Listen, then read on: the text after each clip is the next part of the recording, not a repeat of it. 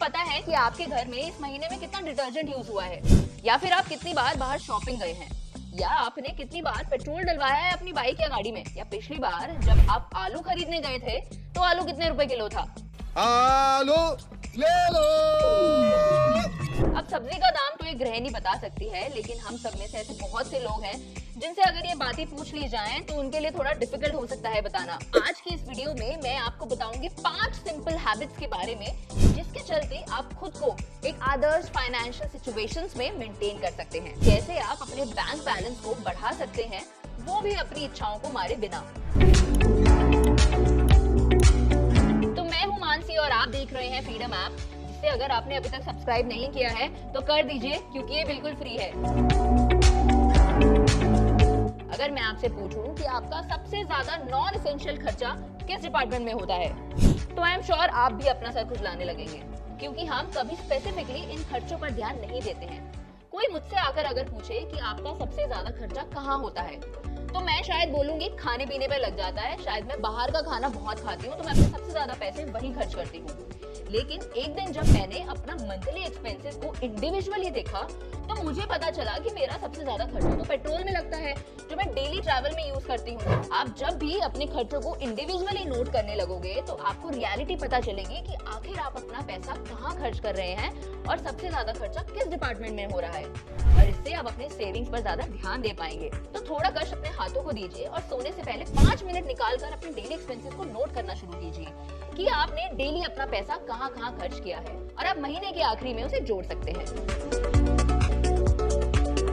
भारत एक ऐसा देश है जहाँ बचत की परंपरा सालों से चलती आ रही है। घर के बड़े बुजुर्गों ने अक्सर कहा है कि बचत बुरे समय में काम आती है, और हाल ही में आए कोविड पेंडेमिक में जब हजारों लोगों ने अपनी नौकरी छोड़ दी थी, वो बेरोजगार हो गए थे, तो उनकी इसी बचत ने उनका साथ दिया था। लेकिन बचत करना इतना जरूरी है क्यों? कौन नहीं चाहता कि हम अपने माता पिता, अपने बच्चों की या अपने पति पत्नी की इच्छाओं को पूरा कर सकें। एक घर, एक गाड़ी और कुछ वेकेशंस को हम सब चाहते हैं। क्या कभी ऐसा हुआ है कि आप अपनी किसी इंश्योरेंस का प्रीमियम भरना भूल गए हो, जिसके कारण आपकी इंश्योरेंस लैप्स हो गई हो, या फिर कभी आपसे आपका इलेक्ट्रिसिटी आइटम का वारंटी कार्ड खो गया हो, या कभी आपको पेनल्टी लग गई हो अपना फोन या बिजली का बिल टाइम पर ना भरने के लिए? अरे हाँ भाई हाँ। अगर इनमें से किसी भी सवाल का जवाब हाँ है, तो ये वीडियो आप ही के लिए है। इन सभी सिचुएशंस में एक चीज कॉमन है, वो है आपकी याददाश्त। क्या बोला तूने? यहाँ सभी काम आप करना भूल गए हैं। यहाँ जरूरी है आपके प्रॉपर डॉक्यूमेंट्स और पेपर्स के रिकॉर्ड्स रखना। अब इस काम में मेरे पापा बहुत बढ़िया हैं। उन्होंने हर एक पेपर और डॉक्यूमेंट्स की एक डेजिग्नेटेड फाइल प्रिपेयर की हुई है with all the due dates written on it. उन्हें पहले ही पता होता है कि किस तारीख को कौन सा बिल भरना है। अब ऐसे कौन से डॉक्यूमेंट्स हो सकते हैं जिनके रिकॉर्ड्स आपको रखने चाहिए? तो वो है insurance documents, medical records, bank documents, employment records, warranty card और अपने डेली एक्सपेंसेस के बिल्स। इससे ना ही आप अपनी पेनल्टीज पे लगे हुए पैसे को बचा पाएंगे, बल्कि आप अपनी इंश्योरेंस जो गलती से लैप्स हो गई थी उसको आप फ्यूचर में यूज भी कर पाएंगे। और मैं आपको इस वीडियो में कोई ऐसी बड़ी बड़ी बातें नहीं बताऊंगी, मैं आपको बताऊंगी कुछ आदतों के बारे में। अगर आप उन आदतों को अपनी लाइफ में अपना लें तो कोई भी एम्प्लॉय, कोई स्टूडेंट या कोई बिजनेस ओनर या फिर एक गृहिणी अपने फाइनेंसेस को अच्छे से मैनेज कर सकती है। और मैं आपको ये भी नहीं बोलूंगी कि आप इन सारी बातों को फॉलो करें। अगर आप इनमें से कोई एक दो चीज भी अपनी लाइफ में अपना लेंगे ना, तो आपकी फाइनेंशियल कंडीशंस को सुधारने में आपकी काफी मदद कर सकता है। अगर आप दिन के 70 रुपए बचाते हैं तो महीने के कितने हुए? 2100, और साल के 25,550।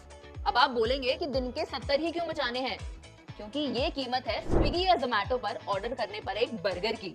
और मैं ऐसे बहुत से लोगों को जानती हूँ जो डेली बेसिस पर स्विगी या जोमेटो से ऑर्डर करके खाना प्रेफर करते हैं। कई लोगों को तो शायद एक बर्गर में पेट भी ना भरता हो, तो वो तो 2-3 बर्गर खा जाते होंगे। तो ऐसी बुरी आदतों में हमारे जो खर्चे होते हैं उन्हें हम कभी ज्यादा नोट नहीं करते, क्योंकि ये बहुत छोटे छोटे अमाउंट में होते रहते हैं। लेकिन अगर हम इनको एक मैक्रो लेवल पर देखें, अगर हम इनको बाहर निकल कर देखें, तो ये बहुत ज्यादा अमाउंट हो जाता है। कबीर कहते हैं, धीरे धीरे रे मना, धीरे सब कुछ होए। तो अगर आप थोड़ा थोड़ा करके बचाएंगे तो एक टाइम आएगा जब आपके पास अच्छी खासी सेविंग्स होंगी। और इन्हीं बुरी आदतों का तो चलो ठीक है, आर्थिक नुकसान उतना नहीं होता है, लेकिन उससे ज्यादा नुकसान आपके शरीर पर पड़ता है, आपके परिवार पर पड़ता है अगर आप बीमार हो जाते हैं तो इन आदतों को छोड़कर आप जो पैसा जोड़ लेंगे उसे आप आगे इन्वेस्ट भी कर सकते हैं। मैं आपको जिन हैबिट्स के बारे में बता रही हूँ, इसका मतलब ये बिल्कुल नहीं है कि आप अपनी लाइफ एंजॉय ना करें, बिल्कुल कीजिए, लेकिन एक बात का ध्यान रखना बहुत जरूरी है कि क्या आपके शौक और आपकी आदतें आपकी मेहनत से बनाए हुए पैसे का ऑप्टिमम रिटर्न्स आपको दे पा रहे हैं। मेरी आखिरी की बात पर थोड़ा ज्यादा ध्यान दीजिएगा, क्योंकि वहां मैं आपको वन ऑफ द बेस्ट आदत के बारे में बताऊंगी जो आपके बैंक बैलेंस और आपके सेविंग्स दोनों को ही ऊपर लेकर जा सकता है। इस थॉट में रहते हैं कि अगर हम बड़े बड़े ब्रांड्स पहनेंगे या लग्जरी गाड़ियों में घूमेंगे तो लोग हमें नोटिस करेंगे, लेकिन इन सब में आपका ब्रांड परचेज करने का क्राइटेरिया क्या है? दुनिया के कुछ अमीर लोगों की बात कर लें अगर, तो क्या आपने कभी Ratan Tata, Mukesh Ambani, Mark Zuckerberg, Elon Musk इन सबको कभी किसी ब्रांडेड कपड़ों में देखा है? अगर आपके पास पैसा है तो आप जरूर अच्छे कपड़े पहनना चाहेंगे, अच्छे एक्सेसरीज लेना चाहेंगे जो आपके लिए फंक्शनल हो, लेकिन क्या 2000 वर्ड्स की शर्ट के लिए 50,000 रुपए पे करना सही है? यहाँ आप उन कपड़ों के लिए नहीं, उस ब्रांडेड लोगो के लिए पे कर रहे हैं। मुझे अगर कोई कार खरीदनी है तो मैं अपने रिक्वायरमेंट्स की एक लिस्ट बनाऊंगी कि मुझे मेरी कार में क्या क्या रिक्वायरमेंट्स चाहिए, जो नेसेसरी होने चाहिए। अगर वो फुलफिल हो रही हैं तो मैं उससे महंगी कार खरीदने का क्यों सोचूंगी? क्योंकि आपकी कार नहीं, आपका काम आपका स्टेटस बताता है। खतरा है आपके बैंक में रखे पैसे को। किससे? इन्फ्लेशन से। 2010 में पेट्रोल की कीमत 33 रुपए थी और आज करीब 110 रुपए है।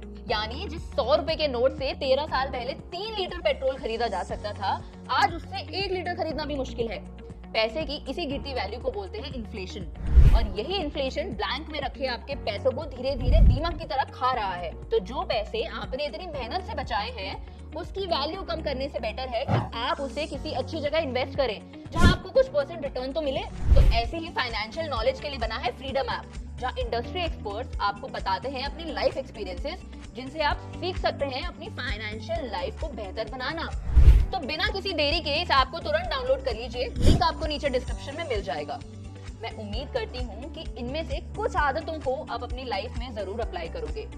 अगर आपको इस वीडियो से रिलेटेड कोई भी डाउट है तो वो आप हमसे कमेंट सेक्शन में पूछ सकते हैं। तब तक के लिए बने रहिए हमारे साथ। मैं मानसी मिलती हूँ आपसे अगली वीडियो।